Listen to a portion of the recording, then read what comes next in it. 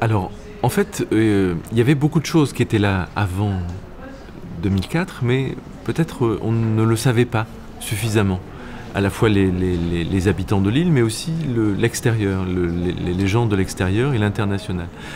La gare TGV, donc le train à grande vitesse, était là déjà depuis quelques années. Et ça a vraiment changé beaucoup de choses. Le fait de pouvoir être à 1 heure de Paris, 30 minutes de Bruxelles, 1 h 20 de Londres, tout d'un coup, l'île est au centre de cette Europe du Nord. Et dans les échanges, c'est extrêmement important. Et en fait, la capitale européenne de la culture a vraiment joué le rôle de révélateur de choses qui avaient déjà été mises en place pour certaines, mais où tout le monde avait encore cette image un peu vieillotte, un peu grise, un peu noire. Et là, on a vraiment mis des couleurs sur cette nouvelle ville de Lille et ce nouveau nord. Alors, l'île 2004 a changé beaucoup de choses, à la fois dans la manière de concevoir la culture.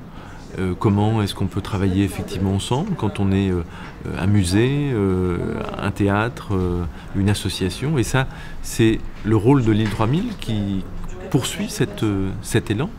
Et puis aussi sur l'impact en termes de tourisme. L'île est devenue une ville touristique. Et il y a 10 ans, personne n'aurait parié le moindre euro sur le fait que l'île pouvait devenir et pouvait être une ville touristique. Ça l'est aujourd'hui. C'est aussi le résultat, bien sûr, du gros travail qui a été fait pendant l'année 2004 et pour la préparation de cette année 2004, avec les tours opérateurs, avec les professionnels du tourisme, pour effectivement montrer que c'était une destination à ne pas manquer.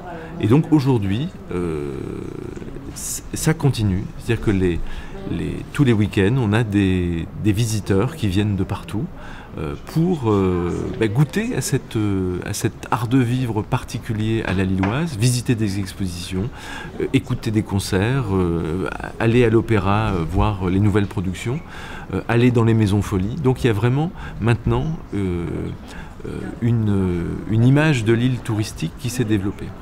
Il y a eu aussi, et ça c'est d'un point de vue économique, la Chambre de commerce de Lille qui a fait une étude d'impact de l'île 2004 et elle a conclu que la capitale européenne de la culture avait fait gagner 10 ans en notoriété positive à l'international. Et ça c'était vraiment un des objectifs de départ, de transformer l'image de l'île et de la région vis-à-vis de ses habitants, de ses citoyens, mais aussi vis-à-vis de l'extérieur et positionner enfin l'île sur la carte du monde comme une métropole importante, ambitieuse, qui se développe et qui invente finalement une nouvelle ère urbaine pour les grandes villes.